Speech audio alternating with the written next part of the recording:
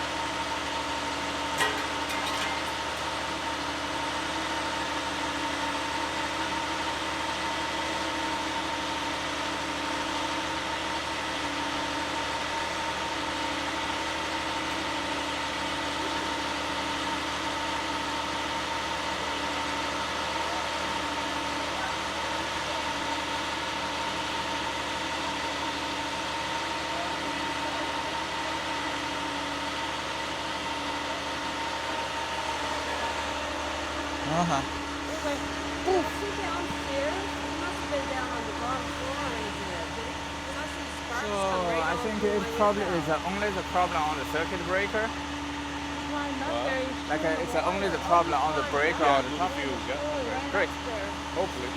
I wish the little guy didn't chew any wires out. It will make more troubles for you guys. We'll be back all day.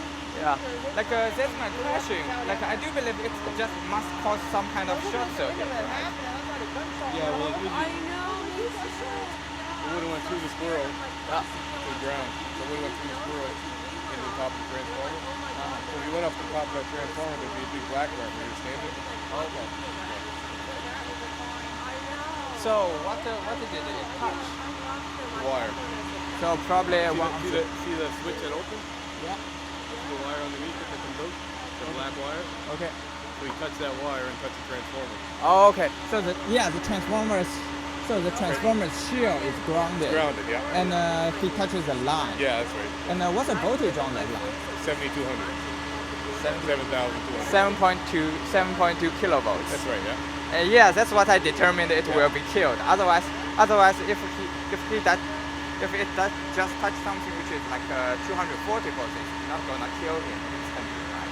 It could, but not instantly. Not as quick. Yeah. Then that makes sense because it established a short circuit. That's right, yeah. Blew everything up. Yeah. Yeah.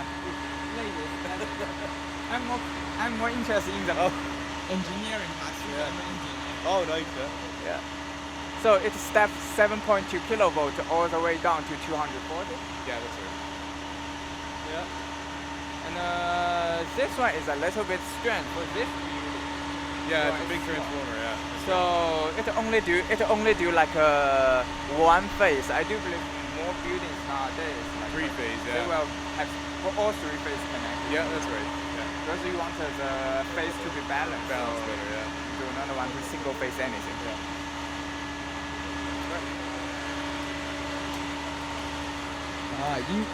Interesting to see. That's what blows there. See? Okay.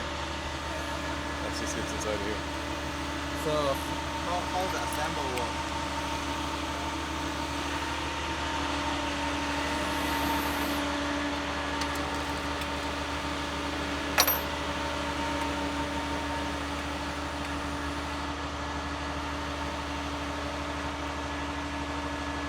Okay. Then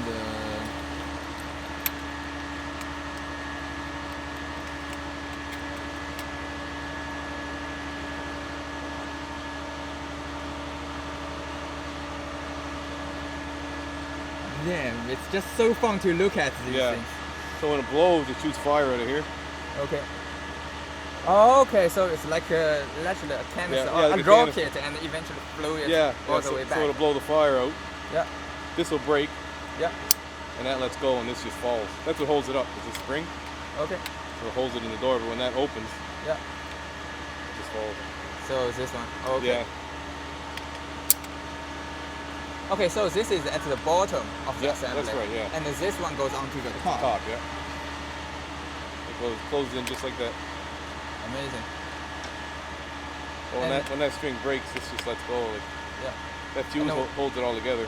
yeah. But when that lets go, it just falls. Amazing. Crazy, yeah? Yeah. That's all it is right there. The whole building. So the whole building goes through this wire. Yeah. Impressive.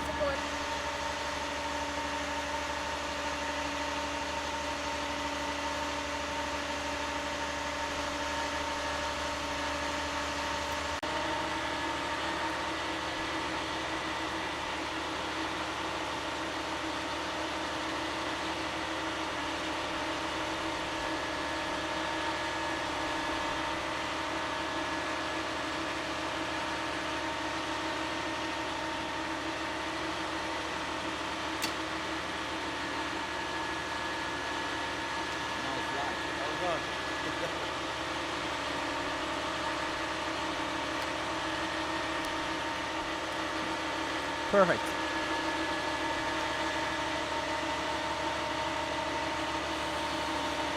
Oh, be careful! You hit on the lamp.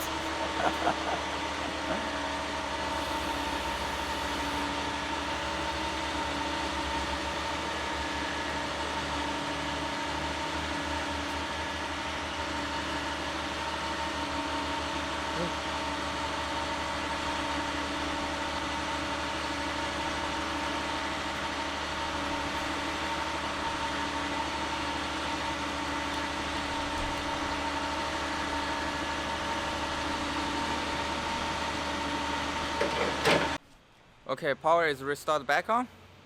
That's how we solve the problem of a blow up fuse. It's actually a fuse up blow up. Amazing. I would say thank you very much for the employees at Nova Scotia Power. This is really a quick fix. Thank you.